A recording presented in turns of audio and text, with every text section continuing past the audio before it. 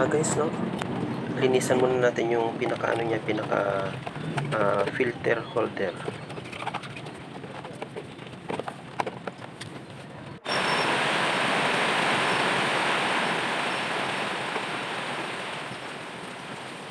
Yan naman yung screen niya. Yan naman yung cover, filter cover niya.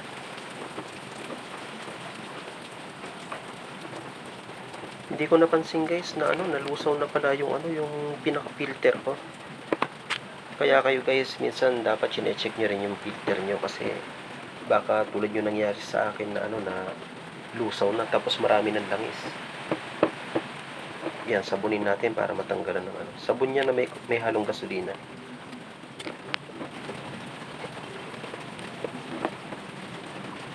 Kaso hindi rin siya masyadong hindi rin siya masyadong malinis.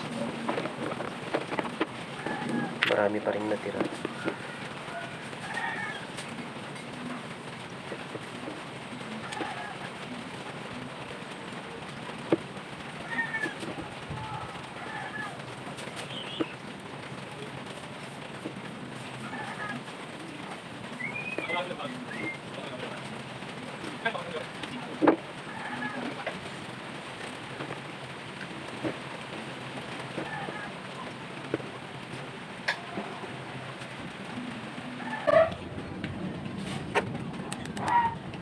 Yan, banlawan naman natin.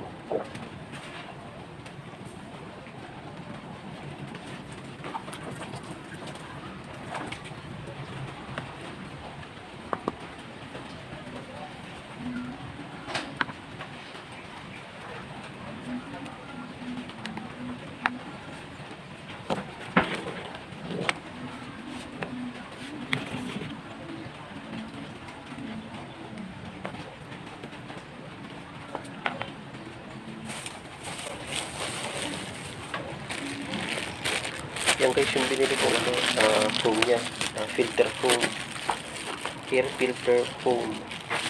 Bali ang bili ko sa kanya ay 120 rito sa amin. Ewan ko lang sa ibang iba. Bali ang gagawin natin dyan, ipapasok lang po natin yung pinaka holder na yan. Siya yung pinaka foam holder. Yan, ipapasok natin para nakakapit siya sa sa pinaka-fill sa air filter.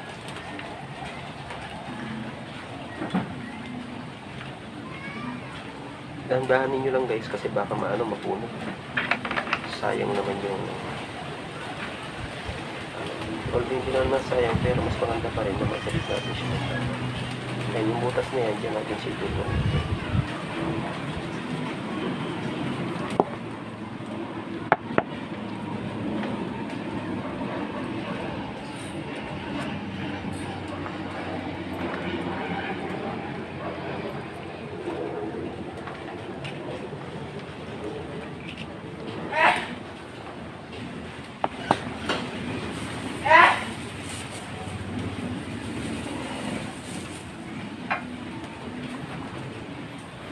Yan, bumili na rin ako ng hose ng ng carburetor.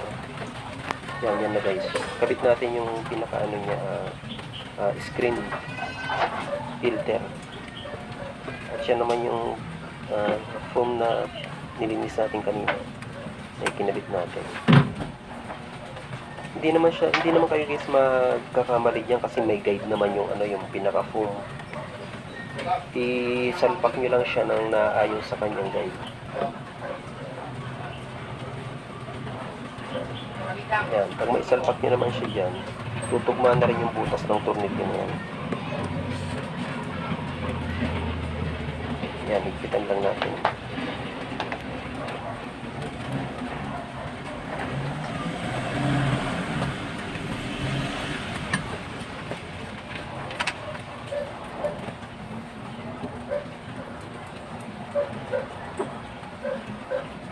Yan, ibalik na natin yung cover.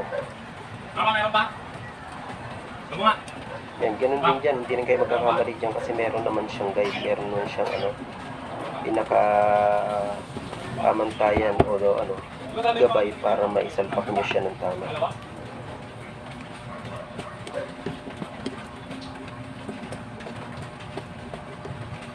Tingnan mo ha.